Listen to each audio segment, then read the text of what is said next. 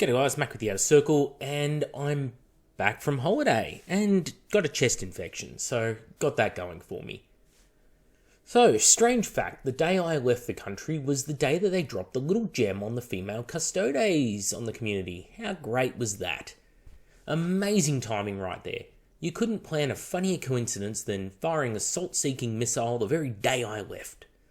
Now, it's been a few weeks and I haven't really caught up on all the drama because at sea there was no internet.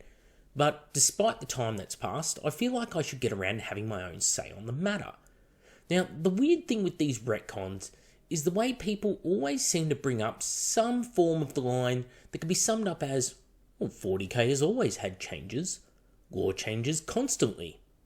As if there are major lore and character changes to every codex in every edition, and it's always changing, and it's always in motion, and nothing's ever the same. And I've always struggled personally with this as a concept, as I was there in the Second Ed days. I was there 3,000 years ago, Gandalf. And to be frank, not a lot has changed since then. And that may seem really silly on the surface, but think about the fundamentals of the universe here. Of the Emperor, of the Imperium, of the different races that are present, the indoctrination of the Astartes, and the bioimplants, the different chapters, the legions. And you can see that very little of substance has actually really changed. 8th edition 40k and Primaris didn't really change the lore, it just added a new layer to the cake. A bitter and bland layer, but it may not taste right.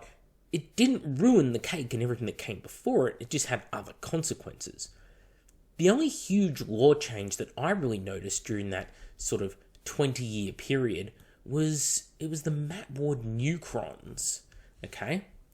So, what this was the 5th edition 40k codex that Matt Ward wrote for Necrons.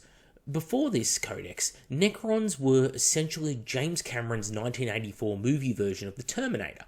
Cold, heartless killer robots, and what they became was sad souls trapped in robot skin who follow not pharaohs in a space quest to reclaim their tomb worlds. Now, your mileage may vary on what you think of the change, but to me, that is by far the largest change that happened in the entire 40k universe between 2nd edition and 8th edition 40k.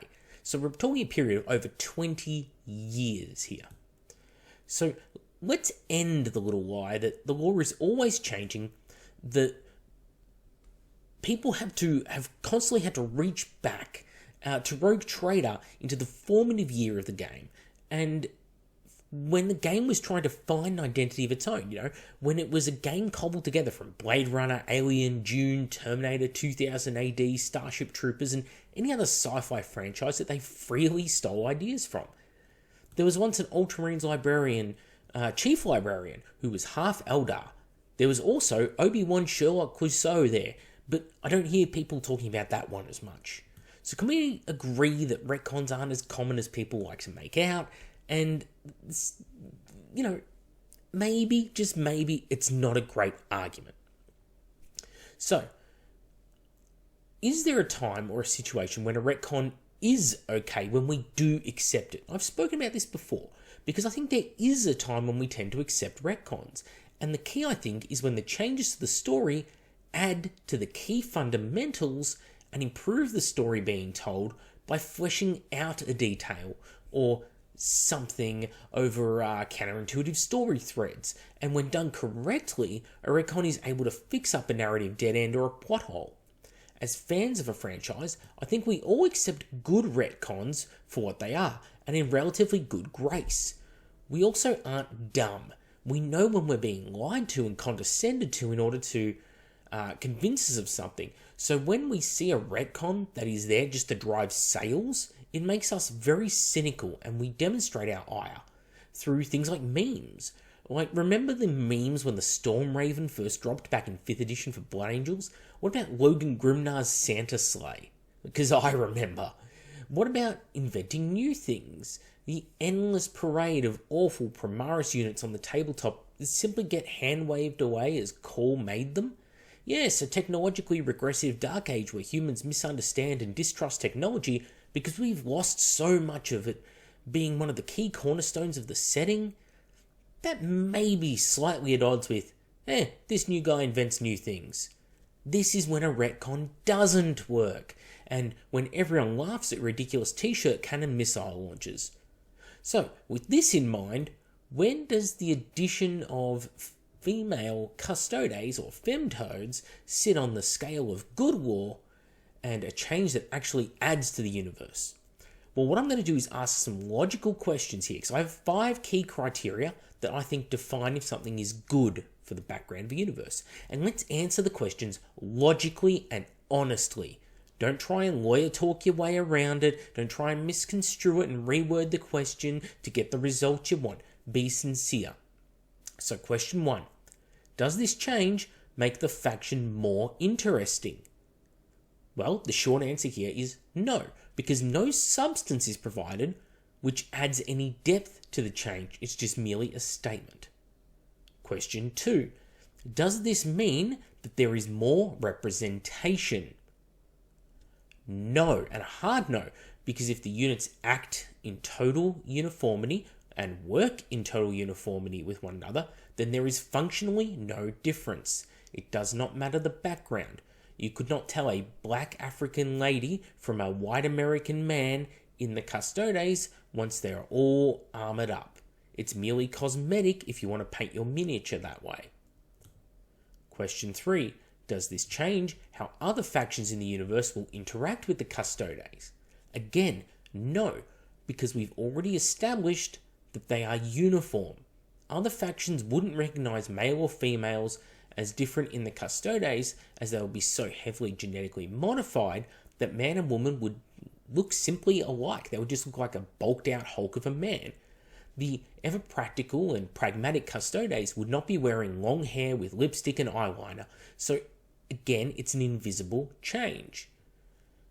Question 4. Since Games Workshop decided to add this gem, have they done anything interesting with said change in order to justify it or expand upon it? And no, it may be early days, but they could have added a female character, a story, novella. Instead, they went the cheap route, which many companies have gone lately, only they did it a few years later than everyone else because unlike Wizards, Games Workshop arrives precisely half a decade after the rest of the market.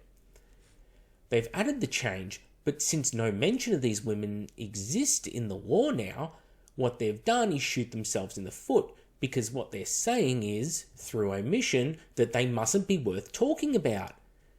That's all one can draw from this. They must be bad at their job, they never achieved anything of note, they've failed to live up to the level of the male heroes who are constantly mentioned, and therefore women seem to be inferior to men in this instance. Seems to be a simple conclusion to draw, and that's thanks to the bad writing here. Question 5. Does this change sync up with the law which states that all Custodes are drawn from sons of noble families? And no, it obviously directly contradicts the key fundamental. So question 6. If we have, and there were 5 key questions, but 6 just ties all together. If we have 5 no results so far, can we say that this was thematically a well thought out change that ties in well with the universe? And no, of course not. And these are the questions which I would call key fundamentals of lore improvement. Because, to summarise all of my questions into a paragraph, if your change doesn't make the faction more interesting, doesn't add actual diversity to the lore or how it performs, if it doesn't change how other factions interact with it, if it doesn't do anything with said change, and if it directly contradicts existing background, then we have a clear-cut case of bad writing. And I'm sorry, but in my mind, I think these are the key principles of changing lore. And this change manages to not meet a single one of them. Now, since we have that out of the way, I know there'll be other argument which will pop up. And it is the, well, who cares? It's a magical sci-fi fantasy universe with wizards and demons argument. This is an argument which I've been hearing for over a decade now. And I treat this as the, I have no actual argument, therefore, this is my get out of jail free card. But hold your horses.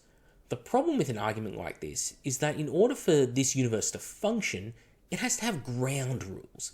And the fantastical elements only break those rules so much as they need to in order to make the universe function for the story. 95% of the Warhammer universe is frankly our universe. It is supposed to be our far future. And the same rules that we live by today, humans in 40k live by, with the added complication of the warp. For them, gravity is real as it is to us. Human emotion is real. Interstellar networks and all the related issues of communication, logistics, etc. over vast distances of interstellar space, they're as real to them as they are to us. The Imperial Guard being functionally a military that is recognisable to us here today, with their body armour, hand grenades, armoured vehicles and more, are all touches of the real world that work to enhance the story. When you see a Space Marine Rhino tank, you don't need to have ever seen the game or hear a description of it in order to understand what it is. Pick a 15-year-old boy off the street. Give them a built Rhino kit, let them hold it in their hand, let them turn it around, open up the doors on it, look at it, and then ask them what they think it is, and they will tell you it's some sort of APC. They won't need to use any space magic to justify it. It's clear what it is right then and there. The fundamentals of realism are key to the success of the game. Most of it has to be set in rules that we can identify. So when we are told that the Primarchs are genetically modified clones of the Emperor, who is himself a superhuman, and that the Marines and Custodes are based on humans, who are modified by implantation of organs and genetic material derived from said Primarchs and the Emperor, and that they have huge rejection rates, and still many thousands die just trying to ascend to this level, we now have to believe that the Emperor then put in additional work after having a working formula just to be inclusive, because despite him being history's greatest monster, like he really is, seriously, go and read some heresy novels, the Emperor is like super Stalin, he's all about inclusion. And after going through all of the work he did, he finally created female Marines, and that's okay, because this is a universe where space magic is a thing. Now, does anyone else think that this, in hindsight, that the magic can explain it all away excuse may be a little bit on the weak side as far as arguments go? Also, now is a good time to point out that there are women in the Imperial Guard, the Admech, huge swaths of the Eldar, the Dark Eldar, the Tau, the entire Sisters of Battle, Sisters of Silence ranges. The Warhammer range isn't lacking in women. What it's lacking is women in the biggest playable faction, the Space Marines. And this upsets a group of people. A group of individuals who for years, well, they've been hammered into the ground for having these beliefs, but we stopped being mean to them a while back and we just let them drone on about it. Not because they're the disenfranchised visionaries who see the world in new ways and have yet to be understood, but rather this is a group of individuals who wish for the game to conform to their personal sensibilities. And I think we're all guilty of wanting the game to go in certain directions for our own personal, selfish reasons. But the thing here is that most of the people who I've noted over the decades wanting female Space Marines are not the people with a heart of gold that many may think.